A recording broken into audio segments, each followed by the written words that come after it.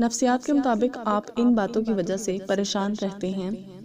آپ ان کے لیے اپنا قیمتی وقت نکالتے ہیں جو ہر وقت بیزی رہنے کا ڈھونگ رچاتے ہیں۔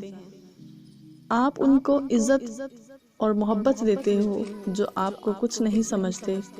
آپ ان لوگوں کو اپنا مانتے ہیں جنہیں آپ کے ہونے یا نہ ہونے سے فرق نہیں پڑتا۔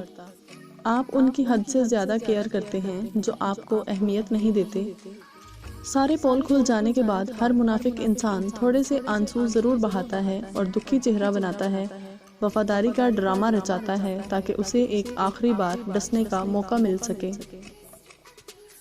ریلیشن شپ کے بعد ٹوٹنے کا فائدہ۔ ٹوٹنے کا یہ فائدہ ہے کہ ہر وقت کا ڈر ختم ہو جاتا ہے۔ ہاں، ٹوٹنے کی تکلیف باقی رہتی ہے۔ جب تک یاداشت باقی ہے تب تک وقتاً فوقتاً ٹیسیں اٹھتی رہتی ہیں، یادوں کی کرچیاں سی چبھتی رہتی ہیں، کرب موجود رہتا ہے، لیکن ٹوٹ جانے کا خوف ہمیشہ کے لیے ختم ہو جاتا ہے۔ تکلیف تو ہوتی ہے لیکن انسان کچھ کھو دینے کے خوف سے آزاد ہو جاتا ہے۔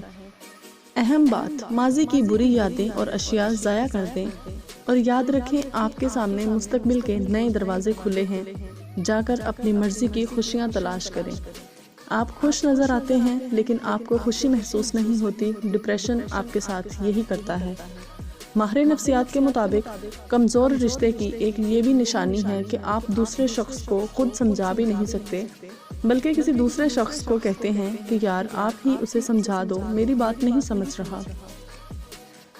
ماہر نفسیات کہتے ہیں لوگوں کے لیے رونے گڑ گڑانے سے بہتر ہے کہ ان کو اپنی نفرت کے بھی قابل نہ سمجھا جائے۔